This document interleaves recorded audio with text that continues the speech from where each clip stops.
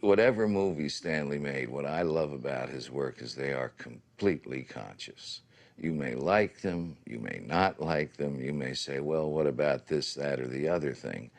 But, you know, everybody pretty much acknowledges he's the man, and I still feel that underrates him. Kubrick's next project looked far more commercial. With Stephen King's best-selling novel, The Shining, he seized the chance to make a film that would both satisfy him artistically and meet the demands of the box office. I'm asking about The Shining, you know, it's such unusual. He says, well, in reality, this is an optimistic picture. And I said, on what basis, Stanley? And he said, as the existential, pragmatic man that he was, he said, well, in some way, this movie's about ghosts. Anything that says there's anything after death is an optimistic story. There are still images in The Shining that I wake up screaming about. That little boy in the hall and the tracking of the Steadicam. The little boy on the bicycle. Of the little boy. The sense of movement that gave that picture inside this very, very foreboding place.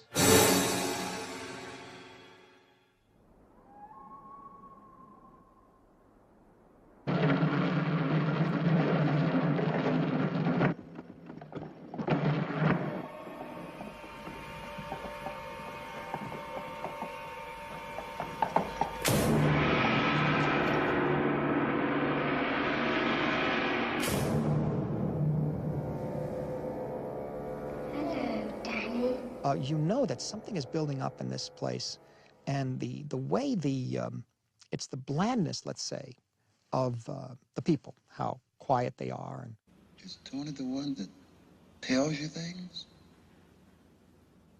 Yes.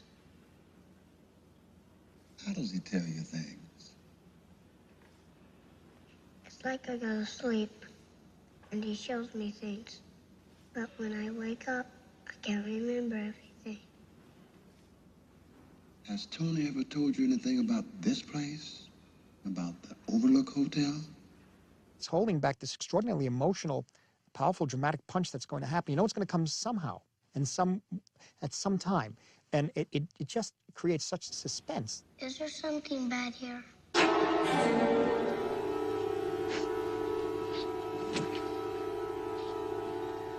At first, I was taken aback by some of the performance, and then after the third or fourth viewing, I understood the level of intensity what Nicholson was doing. I'm not sure that that is intended to be what a typical horror movie is, which is a realistic portrayal of supernatural spookiness. I think that what's going on in that movie is largely going on in Jack Nicholson's head.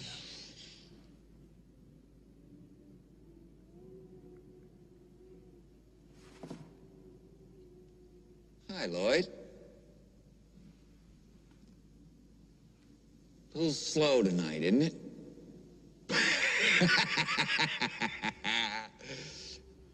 Yes, it is, Mr. Torrance. You know, I like the kind of film he makes. I don't need to be naturalistic in a film to feel satisfied as an actor. You know, one of the things he said to me that I've always remembered was in movies you don't try and photograph the reality. You try and photograph the photograph of the reality.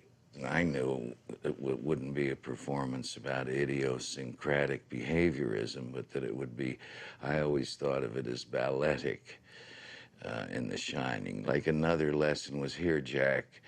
The script says Jack is not writing.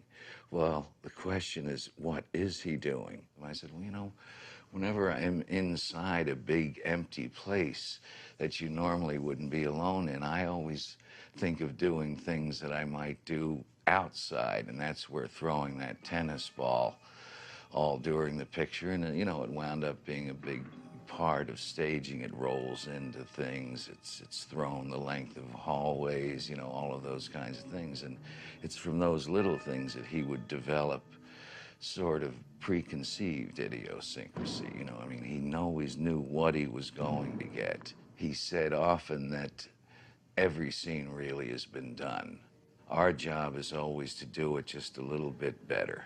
Mr. Grady, were the caretaker here.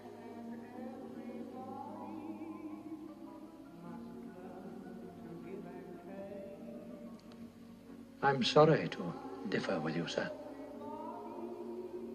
But you are the caretaker.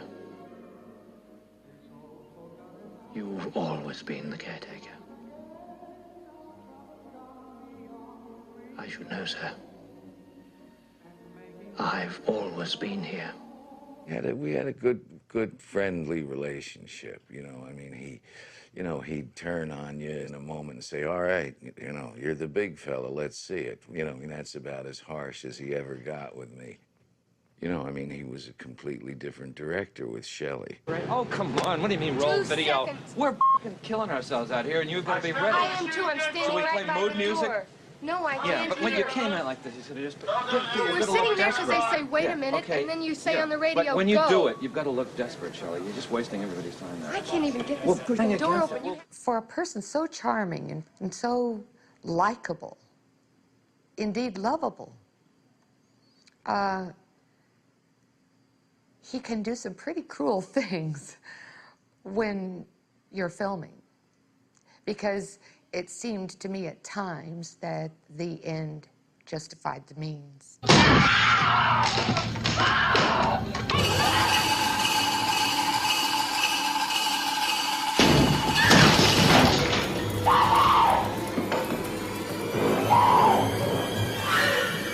Here's Johnny! It was a very difficult role. It was a long shoot, and I had to cry and hyperventilate and carry a little boy and run, you know, for most of the time we shot. And that was about a year, a little over a year. And anywhere between 30 and 50 videotaped rehearsals before we even rolled film. I wouldn't trade the experience for anything. Why? Because of Stanley. And it was a fascinating learning experience. It was such intense work that I think it makes you smarter, but I wouldn't want to go through it again. We were working with the material that was in the book and trying to make music that fit the mood of a sort of updated Gothic horror story, which is what The Shining is, really, I mean, as a novel in any case. And of course, the stylization that came out through the filming was not present in the book. And so we failed in our attempt, which is why there is a great deal of other music put into the movie. Danny, you win. Let's take the rest of this walking, huh? A lot of the music cues are combinations of some of Ligeti's music, some of Penderecki's music.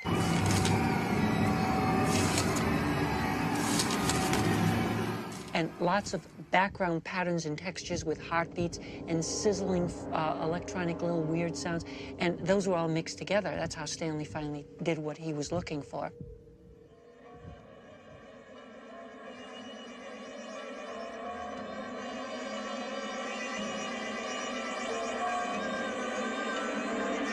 When The Shining was released, the response was mixed. Some people appreciated its riddles and ambiguities. Others felt that Kubrick had strayed too far from Stephen King's book. When I say that the people who love Stanley's movies were mostly movie people, they're just looking at what's in the frame. What's the moviness of the movie? They, of course, love Stanley in a very, I find, in a very uncomplicated way. Whereas, you know, the critical community tends to fuss and fidget over what Stanley did. And after The Shining, Kubrick and his family moved to a large, rambling mansion in the Hertfordshire countryside.